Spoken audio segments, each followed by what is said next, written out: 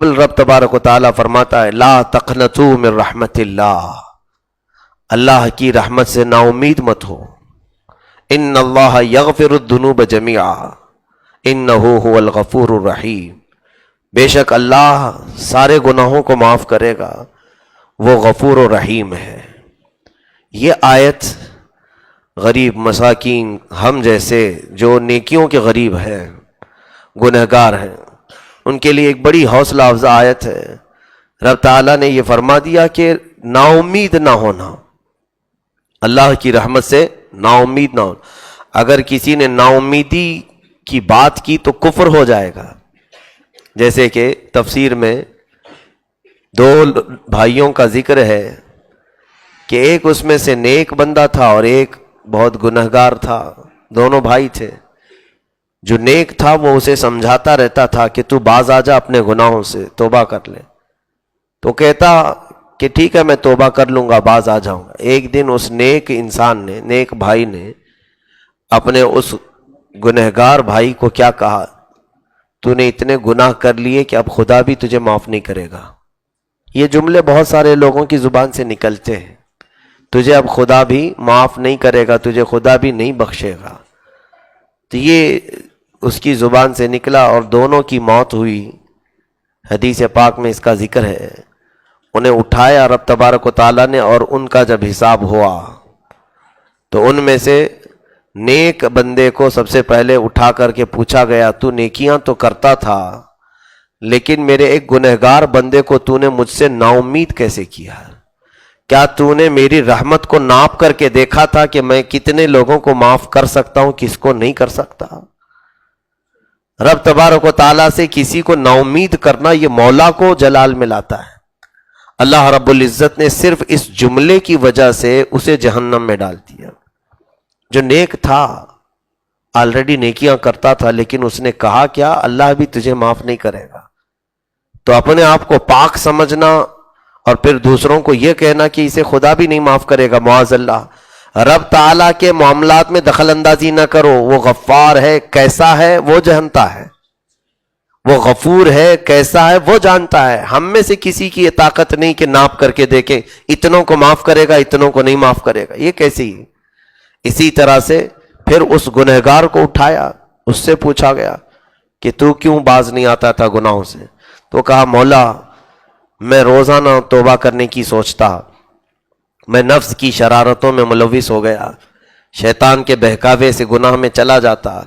پھر مولا ایک بات کا یہ خیال آتا تھا کہ میں بڑا کمزور جسم کا مالک ہوں اور تیرے عذاب تو بہت بڑے بڑے بھیانک ہیں، بڑے بڑے عذابات.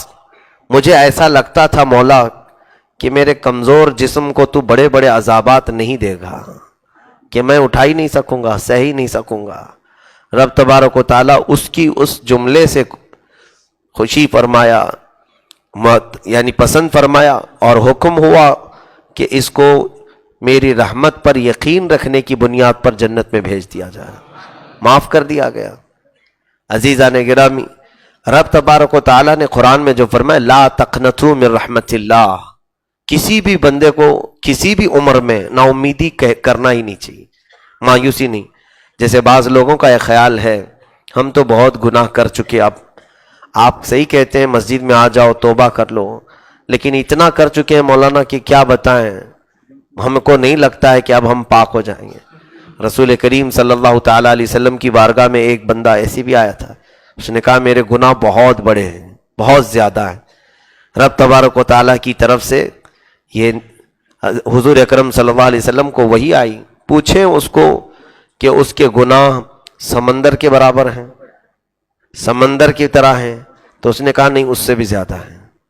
حضور پاک صلی اللہ علیہ وسلم نے اس سے پوچھا کیا تیرے گناہ پوری دنیا کے جتنے درخت ہیں وہ اتنے ہیں، ان کے پتوں کے برابر ہیں؟ اس نے کہا نہیں، اس سے زیادہ ہیں. کہا اس سے پوچھا کیا تیرے گناہ زمین و آسمان کے بیچ کی خلا جتنی ہے اتنے ہیں؟ کہا ہو سکتا ہے اس سے بھی زیادہ ہو.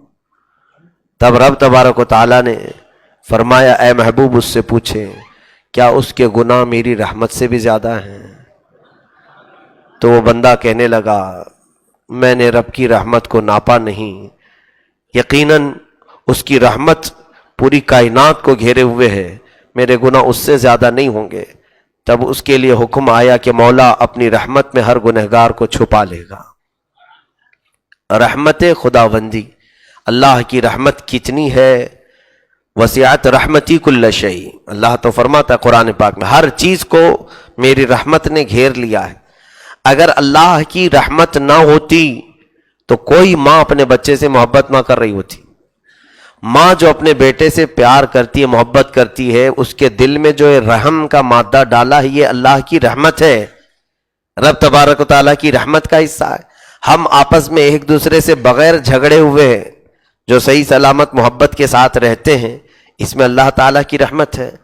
اور اسی طرح سے ہمارے لیے رحمت کے اگر حصے میں آپ کو گناؤں، اللہ تعالیٰ کی رحمت کا ایک حصہ ہے کہ ہم پر آسمان کو معلق رکھا ہے، گرنے نہیں دیتا۔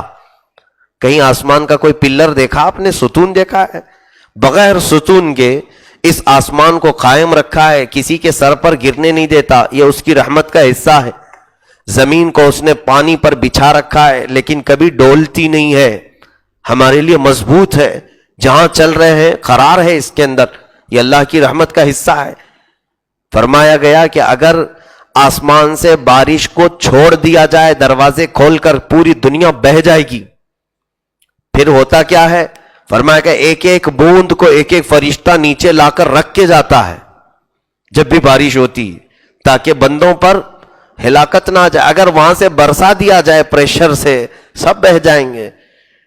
میرے عزیزو، یہ رحمت کے حصے ہیں اللہ رب العزت کے جو دنیا میں ہم دیکھ رہے ہیں۔ اس کے علاوہ ہمیں وقت پر بھوک کا احساس ہونا، کیا تمہارے کنٹرول میں ہے یہ؟ جب چاہو تمہیں بھوک لگ جائے، یہ قدرت خداوندی کا نظام ہے آپ کے اندر۔ کئی تو ایسے ہیں جن کو بھوک لگتی ہی نہیں، وہ بیماری الگ ہے۔ یعنی ہم کو وقت پر بھوک لگنا، ہمارے آرام کے وقت نیند کا آنا، یہ اللہ کی رحمتوں میں سے ہے۔ یہ تمام چیزیں اس کی رحمت ہے ہم پر اور نعمتیں ہیں اس کی۔ اب اس کے علاوہ سنیے، روایت میں موجود ہے اللہ رب العزت نے فرمایا کہ اللہ کی رحمت کے 100 حصے ہیں۔ اگر اللہ کی رحمت کے 100 حصے، دنیا میں جو کچھ بھی تم رحمتیں دیکھ رہے ہو اللہ کی، یہ ان 100 میں سے صرف ایک حصہ اللہ نے ظاہر کیا ہے، اور باقی 99 حصے قیامت کے دن کے لیے رکھا ہے۔ رب رحیم ہے، اسی لیے سورہ غافر کی شروعات ہی ہوتی ہے غافر الذنب وقابل التوب، وہ گناہوں کو بخشنے والا ہے اور توبہ کو قبول کرنے والا ہے۔ ہاں، اللہ رب العزت نے اپنی رحمت کے بے شمار ہمیں حصے یہاں پر دنیا میں عطا کیے ہیں۔ اب یہاں سے بعض وہ چیزیں بھی میں عرض کروں کہ اللہ تبارک و تعالیٰ کی رحمت کو بندوں نے محسوس نہیں کیا، جبکہ کائنات میں اللہ تعالیٰ نے گنہگاروں کو معاف کرنے کے اتنی مثالیں ہمیں بیان فرمائی، قرآن پاک میں بھی، احادیث رسول میں بھی، کیسے کیسے بڑے سرکش تھے، گنہگار تھے، عصیاں شیار تھے، کبھی کبھار تو معاف کر کے اتنے اوج پر پہنچایا کہ انہیں اپنی ولایت کا مقام عطا کیا۔ تو لا تقنطوا من رحمت اللہ، اللہ کی رحمت سے نا امید مت ہو۔ جو بات میں کہنے جا رہا تھا وہ یہ تھی، بعض لوگوں کی یہ جو شکایت ہے کہ ہم بہت غلط کاموں میں پڑے رہ گئے، اب پتہ نہیں ہم صحیح ہو پائیں گے یا نہیں۔ ایسا خیال بھی نہ آنے دے، بلکہ یہ خیال شیطانی خیال ہے۔ شیطان تمہارے دماغ میں یہ ڈالتا ہے کہ تم اب بہت گناہ کر چکے ہو، کائے کو توبہ کرو گے، چھوڑو جیسے ہیں ویسے ہی رہنے دو۔ اور کبھی کبھار کیا ہوتا ہے، توبہ کر کے بندہ صحیح ہونے لگتا ہے تو اس کو کچھ زیادہ مشکلات اور پریشانی آنے لگتی۔ جب آوارہ تھا تو کوئی کچھ بولتا نہیں تھا، جب سدھر گیا تو تانے بہت دیتے ہیں، اچھا ہو گیا تو اسے ٹوکا بہت جاتا ہے، تو ایسا ہے ویسا ہے۔ تو ابلیس لعین اس کے دماغ میں خیال لاتا ہے، ارے وہی زندگی اچھی تھی، پہلے کی زندگی، اس میں تو خوش تھا، کوئی کچھ بولتا ہی نہیں تھا۔ یہ کیا ہے کہ اچھا ہونے کی کوشش کر رہا ہوں تو ہر کوئی ٹوک رہا ہے۔ میرے عزیزو، اب تمہاری یہاں پر ایمان اور تمہارے استقامت کا امتحان شروع ہوتا ہے، تمہارے ایمان کا یہاں سے امتحان شروع ہوتا ہے۔ جب تم اپنے آپ کو تبدیل کرتے ہو تو ایسے خیالات اگر آنے لگیں کہ پہلے والی زندگی اچھی تھی، تو فوراً اعوذ باللہ من الشیطان الرجیم پڑھیں کہ یہ شیطان کی طرف سے خیال آ رہا ہے۔ ورنہ رب تبارک و تعالی تمہیں اپنے قریب بلانا چاہ رہا ہے، اس کی رحمتیں تمہارے انتظار میں ہیں۔ اب اندازہ کریں اللہ رب العزت نے ہم پر جو رحم فرمایا، کس حد تک رحم فرمایا جانتے ہیں؟ پچھلی امتوں کے لیے ایسا تھا کہ وہ مرنے سے کئی سال پہلے توبہ کر لیں تو ٹھیک ہے، نہیں تو ان کو عذاب میں گرفتار کر لیا جاتا۔ یہ میرے آقا صلی اللہ تعالیٰ علیہ وسلم نے مہلت مانگی رب تعالیٰ کی بارگاہ، مولا میری امت کو توبہ کے لیے مہلت عطا فرما۔ تو ایک روایت میں یہ ملتا ہے کہ اللہ رب العزت نے فرمایا اے حبیب، آپ کی امت موت سے 1 سال پہلے اگر توبہ کر لے تو میں ان کی گناہ معاف کر دوں گا۔ موت سے 1 سال پہلے ہے۔ رسول کریم صلی اللہ علیہ وسلم نے عرض کیا مولا موت کب آئے گی کسی کو اس کا اندازہ نہیں، 1 سال پہلے تک میری امت غفلت کی اگر شکار رہی تو اس میں اور تخفیف فرما دے۔ رب تبارک و تعالیٰ کی طرف سے پھر اور رحم کا حصہ، رحمت کا حصہ فرمایا گیا کہ اے حبیب آپ کی امت اگر مرنے سے 1 مہینہ پہلے توبہ کر لے تو بھی معاف کر دیا جائے۔ اللہ کے حبیب صلی اللہ علیہ وسلم نے اس پر خاموشی نہیں بلکہ پھر اللہ کی بارگاہ میں سوال کیا مولا 1 مہینہ پہلے یہ بھی بہت لمبا ہے، اور مہلت دے دے میری امت کو۔ رب تبارک و تعالیٰ کی طرف سے تیسری مہلت یہ ملی کہ موت سے 1 دن پہلے توبہ کر لے، موت سے 1 دن پہلے توبہ کر لے۔ پھر میرے آقا صلی اللہ علیہ وسلم روتے رہے مولا 1 دن پہلے بھی کسی کو خبر نہیں، یہاں تک کہ رب تعالیٰ نے ہم پر اتنی رحمت فرمائی اور آخر میں ارشاد ہوا اے حبیب موت کے فرشتے نظر آنے سے پہلے پہلے توبہ کر لے تو بھی معاف کر دوں گا۔ اس وقت تک ہمیں مہلت دے دی گئی، موت کے فرشتے تمہیں نظر آ رہے ہوں اس سے پہلے پہلے اگر تم نے اپنے پچھلے گناہوں سے توبہ کر لیا تو تمہیں پچھلے تمام گناہوں سے اللہ بری فرما دے گا، آزاد کر دے گا۔ عزیزان گرامی، پہلے خود بھی نا امید نہ ہو اور دوسروں کو بھی نا امید نہ کریں مولا کی رحمت سے۔ رب تبارک و تعالیٰ کی امید دلائیں بندوں کو۔ اللہ کے حبیب صلی اللہ تعالیٰ علیہ وسلم یہی تو فرماتے کہ تم میں سے چاہے جس کے گناہ جیسے بھی ہوں وہ آئے بارگاہ رب العزت میں۔